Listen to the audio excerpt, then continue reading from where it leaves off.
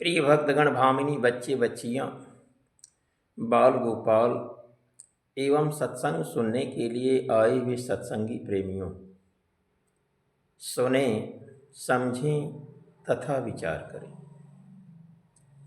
आज का सत्संग है भगवत भक्तों को संदेश। आप सभी लोग किसी प्रकार की शंका न करें। शंका से घर, परिवार, समाज में झगड़ा पैदा हो जाता है। पूज्य स्वामी जी या इस धरातल पर जो भी संत आते हैं, अपने समय पर जो भी नामदान करते हैं वह सब खुदा का, गॉड का, प्रभु का, अल्लाह का, भगवान का ही नाम होता है। समय का जगाया हुआ नामदान करते हैं। समय समय पर प्रभु का नाम बदलता रहता है। जैसा कि श्री रामचरितमानस तथा श्रीमद् भगवत गीता में भी उल्लेख किया गया है कि जब जब होई धर्म की हानि, बाढ़ई असुर अधम अभिमानी, तब तब प्रभु धरि विविध शरीरा, आहरहि कृपा निधि सज्जन पीरा। यही बात श्रीमद् भगवत गीता में भी लिखी गई है कि यदा यदा ही धर्मस्य ग्लानिर्भवति भारत, अभ्युत्थानाम धर्मस्य तदात्मानं सृजाम्यहम्, परित्राणाय साधूनां विनाशाय च दुष्कृतां, धर्म संस्थापनार्थाय संभवामि जुगे जुगे। यानी जब जब इस धरती पर, इस धरातल पर धर्म का लोप होता है, मानव के अंदर से मानवता चली जाती है, इंसान इंसानियत भूल जाता है, हैवानियत करने लगता है,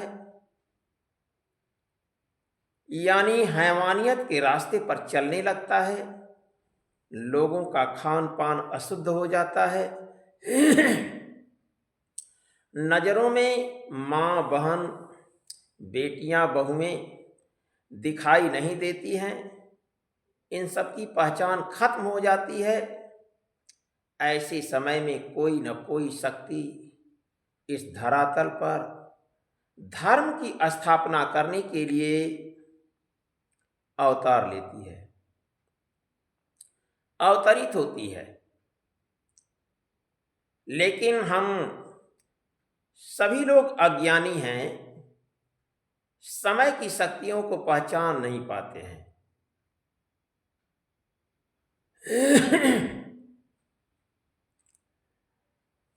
उन शक्तियों की बात को भी नहीं मान पाते हैं। उनका लोक परलोक, जो लोग उनकी बात को मानते हैं, उनका लोक परलोक दोनों सुधर जाता है। वह जीव जीवन मुक्त हो जाता है, आवागमन से रहित हो जाता है, परम पद का अधिकारी बन जाता है, कैवल्य पद भी प्राप्त कर सकता है। कौन? जो संतों की सेवा, संतों की आज्ञा का पालन करता है। और जो लोग नहीं उसे जान पाते, वही जो लोग उसे नहीं मानते हैं, जो लोग उनकी आज्ञा का पालन नहीं करते हैं, जो लोग संत महापुरुष को देख करके दंडवत प्रणाम नहीं करते हैं, तो ऐसे लोगों के लिए इंतजाम करना पड़ता है। जब इस धरती पर देखिए, त्रेता युग में भगवान राम आए हुए थे, तो रावण ऐसा विद्वान भी राम को नहीं मान पाया। राम को नहीं जान पाया। राम नाम पर उसे शंका हो गई। आप लोग जानते होंगे कि कितना बड़ा उसका नुकसान हुआ। 100 पूत 125 नाती, आता रावण घर दिया न बाती। और उसी का भाई विभीषण कद्र किया तो लंका नगर का राजा बना दिया गया और उसका एक भी बाल बांका नहीं हुआ। इतिहास आप सब लोग जानते हैं। धर्म की स्थापना करके भगवान राम फिर अपने वतन को चले गए। फिर युग बदला, द्वापर युग आया। तो द्वापर युग में कृष्ण नाम की शक्ति धरातल पर अवतरित हुई। जंजाम योगी भगवान कृष्ण को लोग समय पर नहीं पहचान पाए। यहां तक कि देवताओं के राजा इंद्र तथा सृष्टिकर्ता ब्रह्मा भी नहीं पहचान पाए। लड़ाई झगड़ा सब हुआ। फिर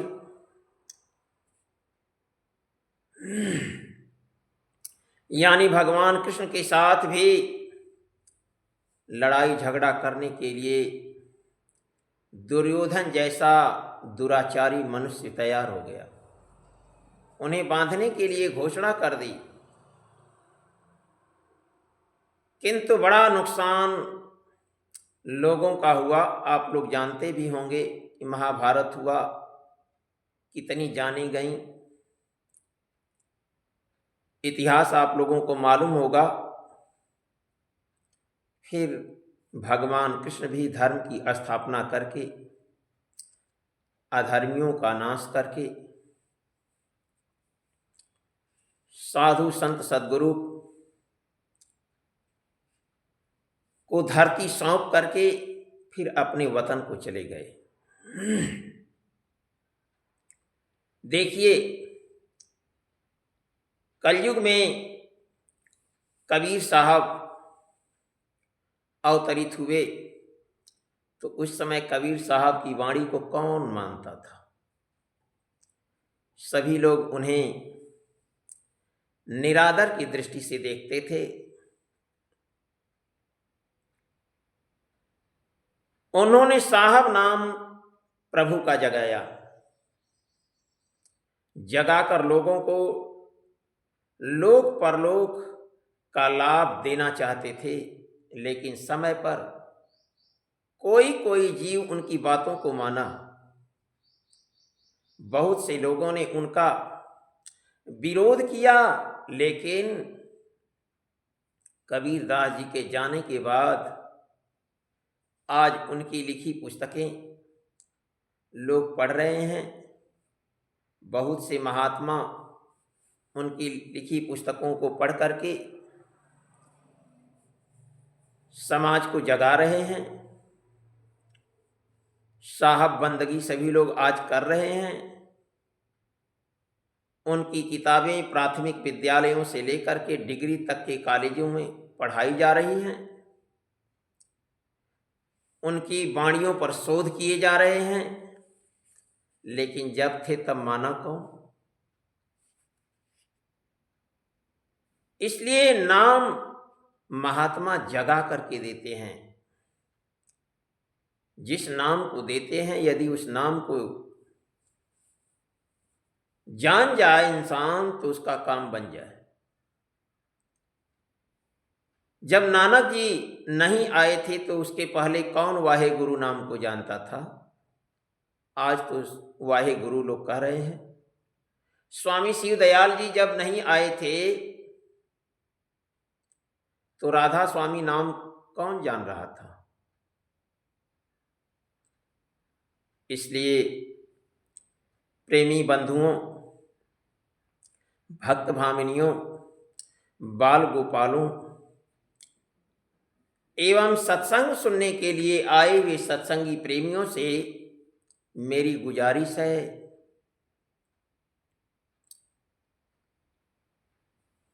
कि संत नाम दान जो देते हैं वह प्रभु का ही नाम है। हम सब लोगों को विचार भी करना चाहिए कि भगवान का नाम भी कौन रखता है। जानते हैं, भगवान का नाम भी संत ही रखते हैं। देखिए, महाराज दशरथ को जब पुत्र नहीं थे, महाराज दशरथ तमाम देवी देवताओं की पूजा करके थक गए। धन दौलत रुपया अनाज वैभव की कमी नहीं थी। एक रानी क्या 3 रानियों से विवाह किए, उसके बाद भी जब पुत्र नहीं हुआ और चारों तरफ से थक गए, तब मुनि वशिष्ठ के पास गए और जाकर के अपना दुखड़ा सुनाए कि मेरे पास पुत्र नहीं है। मुनि जी कहते हैं कि राजन धैर्य धारण करो, 4 पुत्र होंगे और ऐसे पुत्र होंगे जिनकी महिमा 10 दिशाओं में गाई जाएगी, तीनों लोक में छा जाएगी और उन्हीं पुत्रों से आपका भी नाम इस नश्वर जगत में अमर हो जाएगा।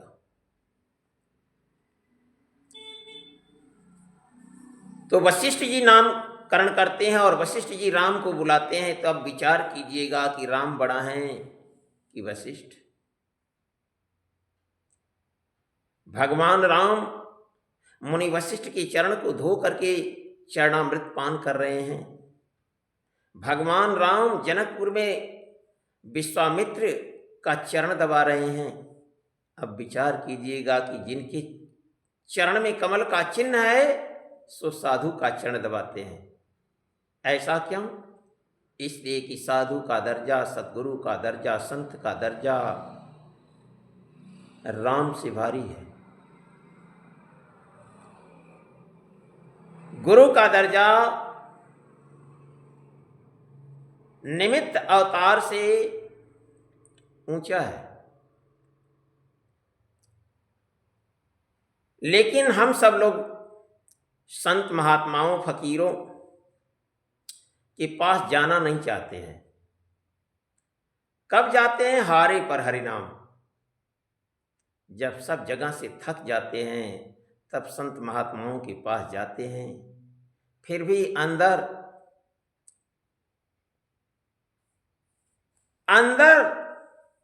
द्वेष बना रहता है। जैसा कि आप लोग सुने होंगे कि काकभुसुंडी जी भगवान शिव के भक्त थे एक जन्म में, और गुरु किए थे, गुरु के पास जाते थे। मानस में चौपाई लिखी गई है कि बाहि नम्र देखि मोहि साई, अविप्र पढ़ाव पुत्र की नाई। बाहर से हमें नम्रवान देख करके वह महात्मा मुझे अपने पुत्र जैसा पढ़ाते थे, लेकिन मैं अंदर से द्वेष रखता था कि शिव से बड़ा कोई नहीं है। सुनिए, द्वेष के कारण एक दिन हुआ क्या, समझाते समझाते गुरुजी एक दिन काग जी से कह दिए कि भगवान शिव सतगुरु के सेवक हैं। जब इतनी बात सुने काग जी तो उनको क्रोध आ गया और जा कर के भगवान शिव के मंदिर में शिव का नाम जपने लगे। गुरु जो नाम बताए थे उस नाम को नहीं जप रहे हैं, उस नाम का स्मरण नहीं कर रहे हैं, शिव का नाम जप रहे थे। गुरु जी जब वहां पर जाते हैं तो उठ करके प्रणाम नहीं करते हैं, जिसके कारण उन्हें भगवान शिव ही श्राप दे देते हैं। गुरु जी तो क्षमा करते हैं लेकिन भगवान शिव क्षमा नहीं करते हैं, श्राप दे देते हैं। अब आप लोग विचार कीजिएगा कि गुरु की निंदा, गुरु का अपमान भगवान शिव से नहीं सहा गया और श्राप दे दिए। तो गुरु की निंदा करने से शिव क्रोधित हो उठे, तो गुरु का सम्मान करने से शिव खुश होंगे कि नहीं? जरूर खुश होंगे। आप लोगों के पास भी तीसरी नेत्र है, लेकिन वह नेत्र कब खुलती है?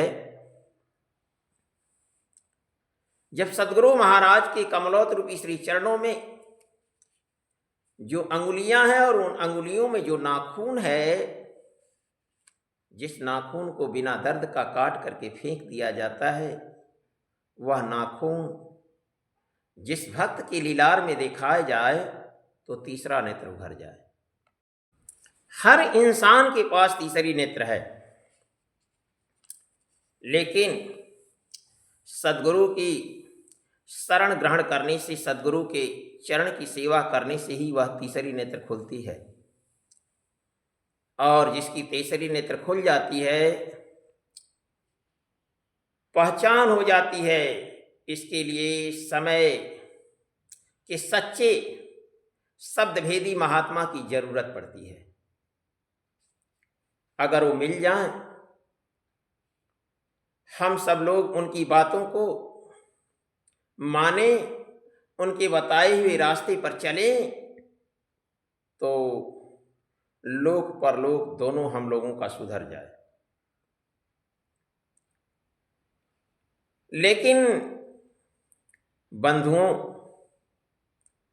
हम लोगों को शंका हो जाती है, अपनी विद्या का, अपनी बुद्धि का, अपने धन का, अपनी जात का घमंड रहता है हम लोगों को।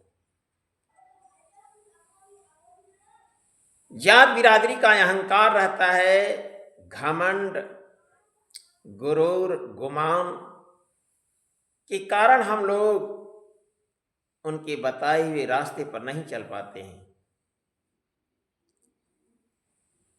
हमारे परम पूज्य स्वामी श्री श्री 1008 श्री स्वामी कबीर जी महाराज परमहंस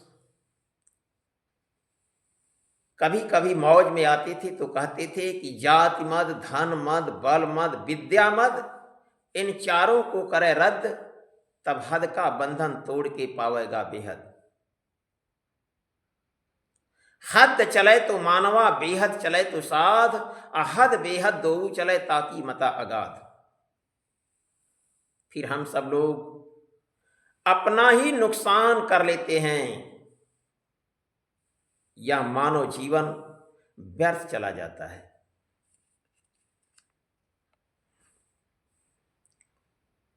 इसलिए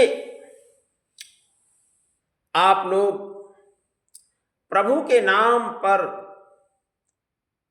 शंका मत कीजिए।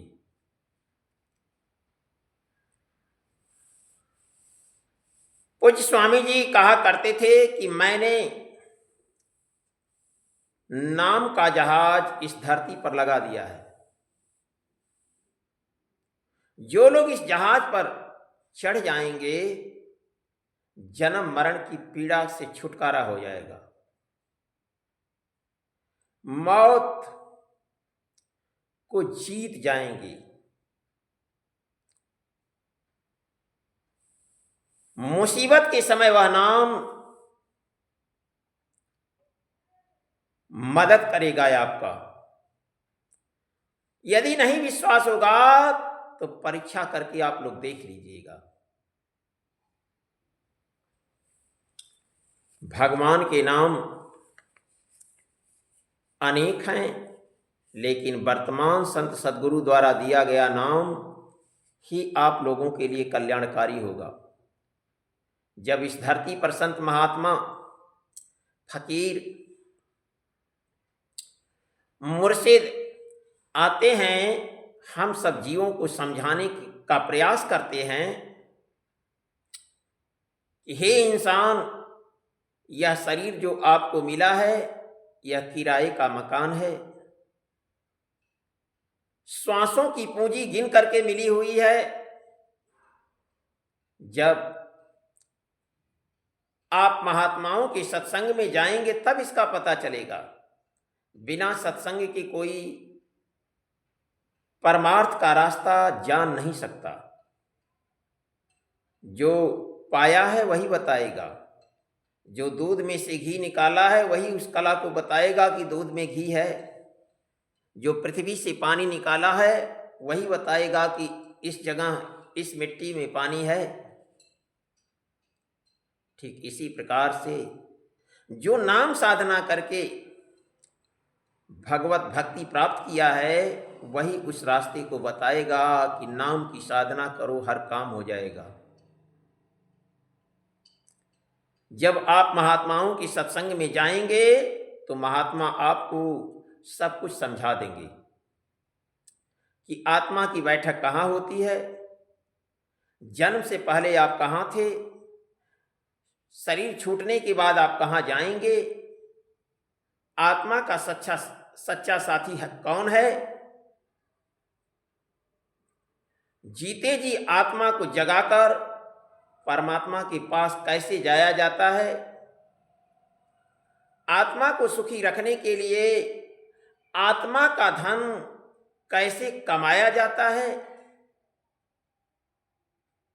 यह सब वर्तमान संत सद्गुरु सत्संग में बताते हैं, सुनाते हैं। आज हम सब लोग इस मानव शरीर यानी दुर्लभ मानव शरीर को पाकर केवल शरीर के लिए धन इकट्ठा करते हैं, लेकिन जिस दिन यह शरीर छूटेगी, इसमें से श्वास रूपी पूंजी यानी श्वास की पूंजी जब खत्म हो जाएगी तो जो धन इकट्ठा किए हुए हैं इस शरीर के साथ नहीं जाएगा। यानी न चाहते हुए भी इस शरीर से हम सब लोगों को निकलना पड़ता है। हम सब लोग अपने को नहीं जान पाए। हम लोग अपने को शरीर समझते हैं कि हम एक शरीर हैं। इस संसार में दिन रात शरीर के लिए धन इकट्ठा करते रहते हैं, जबकि हम सभी लोग अपने ही श्रीमुख से कहते हैं कि मेरा सर दर्द कर रहा है, मेरा हाथ दर्द कर रहा है, मेरा पैर दर्द कर रहा है, मेरा लीवर खराब है, मेरी किडनी खराब हो गई है, मेरा फेफड़ा खराब हो गया है, मुझे कैंसर हो गया है। आखिर वह कौन है जो कह रहा है कि मेरा खराब हो गया है? जिस दिन वह इस शरीर से निकल जाता है उस दिन शरीर के सभी अंग मौजूद रहते हैं, लेकिन एक भी काम नहीं करते, एक भी काम नहीं करते हैं। तो आप लोग विचार कीजिएगा कि किसके बिना यह शरीर अधूरी है। यह शरीर श्वास के बिना अधूरी है। श्वास जब तक है तब तक आंख देख रही है, कान सुन रहा है, जीभ डोल रही है, मुंह बोल रहा है, नाक सुगंध ले रही है, हाथ पैर किडनी लीवर फेफड़ा सभी अंग काम कर रहे हैं। और जिस समय श्वास निकल जाती है तो सभी के सभी अंग रहते हुए भी बेकार हो जाते हैं और इस शरीर को लोग ले जा कर के जला देते हैं, मिट्टी में दफन कर देते हैं, जल समाधि दे देते हैं और हम इसी शरीर के लिए फिर रोते भी हैं। जबकि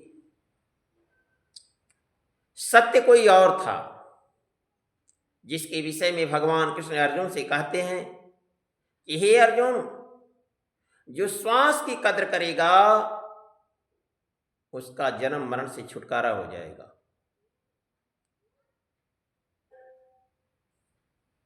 भगवान कृष्ण अर्जुन से कहते हैं कि सर्वाणेन्द्रिय कर्माणि प्राण कर्माणि चापरे आत्म संयम योगाग्नो जुहत ज्ञान दीप्ते। हे अर्जुन, श्वास की कद्र करो, श्वास पर नाम रूपी हवन करो। श्वास की कद्र करोगे तो अपने को जान जाओगे कि तुम कौन हो, कहां से आए हो और कहां जाना है। जन्म मरण से रहित हो जाओगे, परम पद का अधिकारी बन जाओगे, कैवल्य पद प्राप्त कर लोगे, आवागमन से रहित हो जाओगे।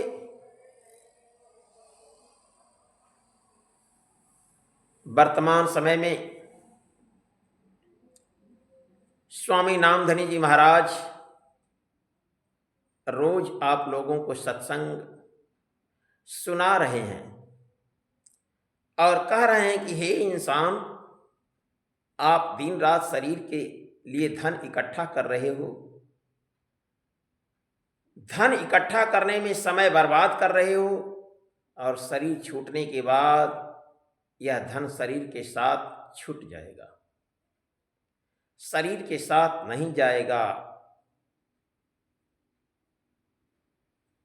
इधर जो धन इकट्ठा किए वो भी छूट गया और साथ गया भी नहीं कुछ।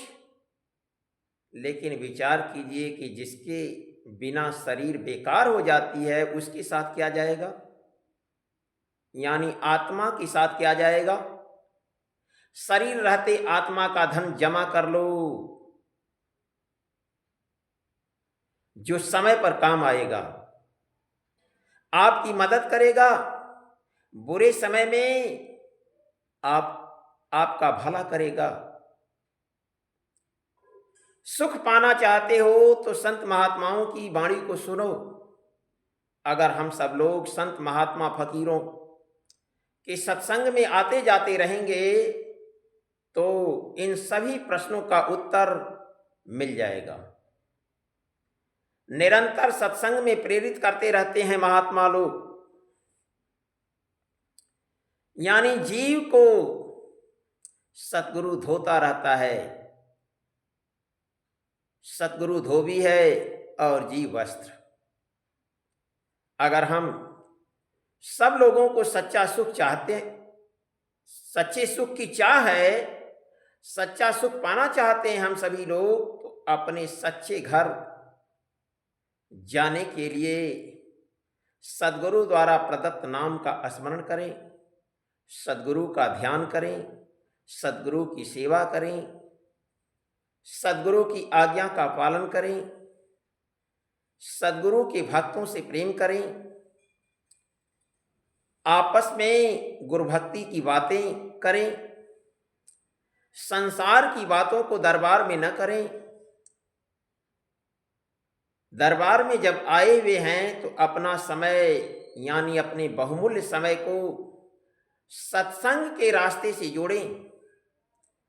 किसी भी भक्त से आप यदि बातें कोई करते हैं तो प्रभु के गुणगान की बातें करें, प्रभु के नाम के विषय में पूछें कि कैसे भजन किया जाता है, कैसे सत्संग किया जाता है, कैसे रहा जाता है, कैसे बैठा जाता है, कैसे सोया जाता है, कैसे खाया जाता है, कैसे पिया जाता है, कैसे सद्गुरु के पास जाया जाता है, कैसे दंडवत प्रणाम किया जाता है, कैसे चला जाता है।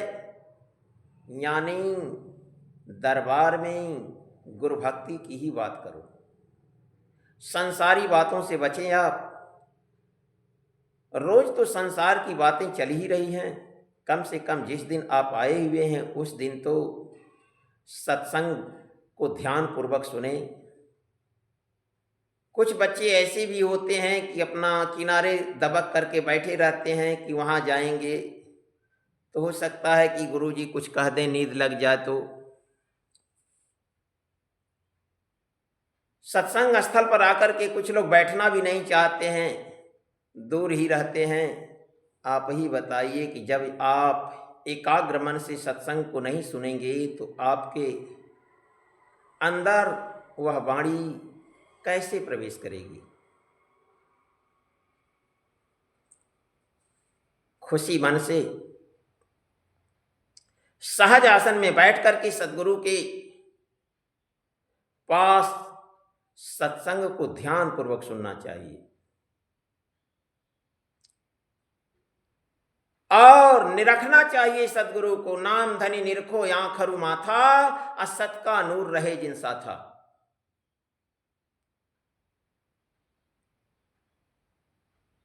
लोग जब भेंट नहीं होती है, जब दर्शन नहीं होता तो व्यग्रता बढ़ती है और जब आ जाते हैं तो किनारे दबकते हैं।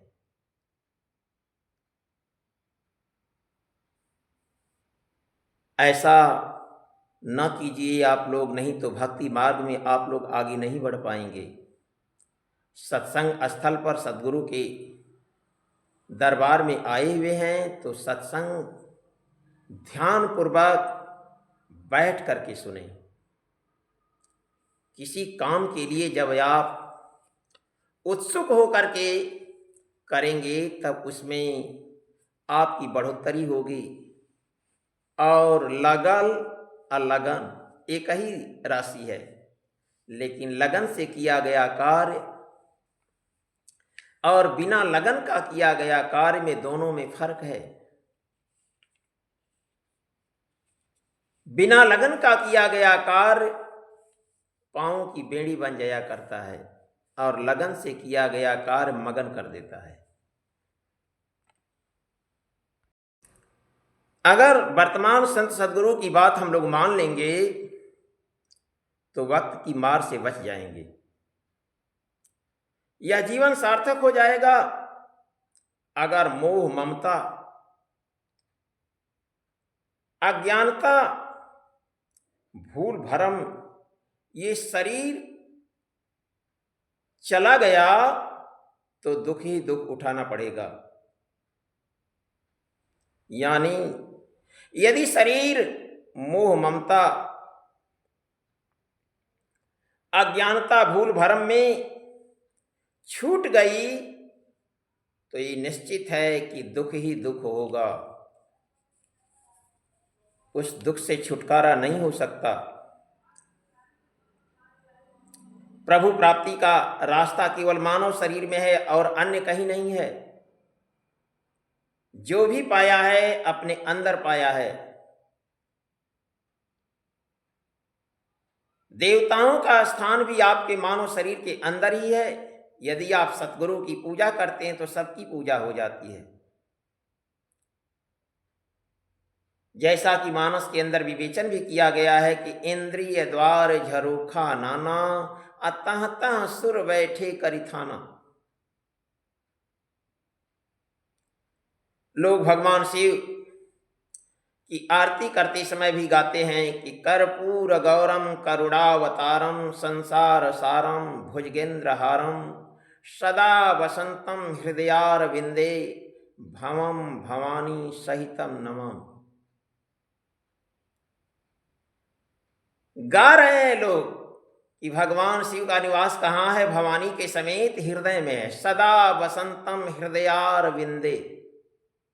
लेकिन देख कहाँ रहे हैं? धातु में, मिट्टी में, तांबा में, ईंटा में, पत्थर में, उस मूर्ति में देख रहे हैं। जबकि देखिए सदा वसंतम हृदयार विंदे, सदा हमेशा हृदय में मां पार्वती के सहित निवास करते हैं। यानी अविद्या के हृदय में भगवान शिव और मां पार्वती का स्थान है। कर्पूर गौरम करुणावतारम, गौर वर्ण वाले भगवान शिव करुणा के अवतार। संसार सारम, संसार में जो सार वस्तु है, सार वस्तु क्या है? हरिनाम, राम नाम। उसको भगवान शिव मां पार्वती के सहित जप रहे हैं। जैसा कि मानस में चौपाई भी लिखी गई है कि मंगल भवन अमंगल हारी आ उमा सहित जय जपत पुरारी। कर्पूर गौरम करुणावतारम संसार सारम भुजगेंद्र हारम, सर्पों की माला पहनने वाले भगवान शिव सदा वसंतम हमेशा निवास करते हैं हृदयार विंदे। कहाँ? हृदय में। और हम लोग खोज रहे हैं कहाँ? जड़ वस्तु में। अब आप लोग विचार कीजिएगा, हृदय होगा तो पत्थर में होगा। हृदय जब भी होगा तो चेतन में होगा। हृदय जब भी होगा तो चेतन में होगा। पेड़ में हृदय है, इंसान की बनाई हुई मूर्ति में हृदय है, भगवान की बनाई हुई मूर्ति में हृदय है। और भगवान शिव उस हृदय में मां पार्वती के समेत, मां पार्वती के सहित स्थान लिए हुए हैं। भगवान शिव हृदय में है और हम बाहर खोज रहे हैं। इसलिए आप लोगों से मेरी गुजारिश है कि प्रभु प्राप्ति का साधन इस दुनिया में कोई है तो मानव शरीर है। चाहे आप विष्णु को प्राप्त करना चाहें, चाहे आप शिव को प्राप्त करना चाहें, चाहे आप ब्रह्मा को प्राप्त करना चाहें, चाहे दुर्गा को प्राप्त करना चाहें, चाहे परम प्रभु परमात्मा को प्राप्त करना चाहें, सब मानव के शरीर में विद्यमान हैं आप लोग। इसलिए किसी संत सद्गुरु से उपदेश लेकर के आप लोग भजन अवश्य करें। शरीर छूट जाने के बाद उसी बात की लोग याद दिलाते हैं कि राम नाम सत्य है। जब बताइए आप लोग कि राम नाम सत्य है तो जीते जी प्रभु का नाम क्यों न लिया जाए। आप पेट पालन करने के लिए 8 घंटे, 10 घंटे, 12 घंटे, 18 घंटे ड्यूटी करते हैं और प्रभु का नाम स्मरण करने के लिए आपके पास 1 घंटे का भी समय नहीं है। जबकि संत महात्मा कृपा करके आपको नाम दान दे देते हैं और यह शरीर भी कृपा करके ही मिली है। भगवान राम स्वयं कहते हैं कि कबहु के करि करुणा नर देहि, अदेत ईश बिनु हेतु सनेहि। कृपा करके दिया है यह मानव का चूल्हा। 84 का चक्कर काटते काटते जब प्रभु से देखा नहीं जाता है तो वह कृपा करके मानव की शरीर दे देता है और हम इस मानव की शरीर को पाकर भी गंवा देते हैं। यह मानव का चोला दुर्लभ तन है। यह चोला देवताओं को दुर्लभ है। भगवान राम 14 वर्ष में जंगलों में घूम घूम करके ऋषि मुनि तपस्वी यति सन्यासी के पास जा जा करके जो गुण सीखे थे उन्हीं गुणों का गुणगान अयोध्या नगर वासियों को 14 वर्ष में जो कुछ प्राप्त किए थे वही सुना रहे हैं कि बड़े भाग मानुष तन पावा, सुर दुर्लभ सब ग्रंथन गावा। यह मानव का चूल्हा देवताओं को दुर्लभ है। बड़े भाग्य से यह चूल्हा मिला हुआ है और ऐसे चूल्हा को पा करके हम लोग कद्र नहीं कर रहे हैं, भगवत नाम स्मरण नहीं कर रहे हैं। देखिए भगवान राम 14 वर्ष जंगल में ऋषि मुनियों से जो कुछ पाए थे वह आकर के अयोध्या नगर वासियों को इकट्ठा करके ऋषि मुनि तपस्वी साधक गुरु नगर निवासियों को इकट्ठा करके सुना रहे हैं। यह मानव का चूल्हा ऐसा है कि इससे भगवत प्राप्ति की जा सकती है, लेकिन बिना संत सद्गुरु के मातहत से नहीं। जब भी मिलेगा रास्ता तो सद्गुरु से मिलेगा। क्यों? मानव शरीर नाव है और सद्गुरु कर्णधार है।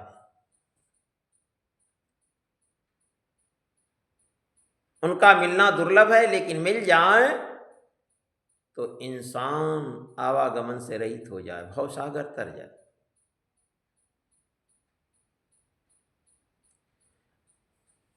यह मानव का चोला मोक्ष का फाटक है। ऐसे चोला को पा करके जो दिन रात विषयों में वक्त गुजारते हैं वे मति के अंधे हैं।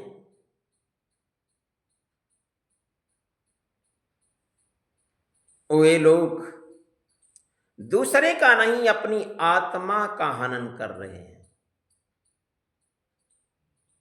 अपना नुकसान कर रहे हैं। दूसरे का क्या बताएं।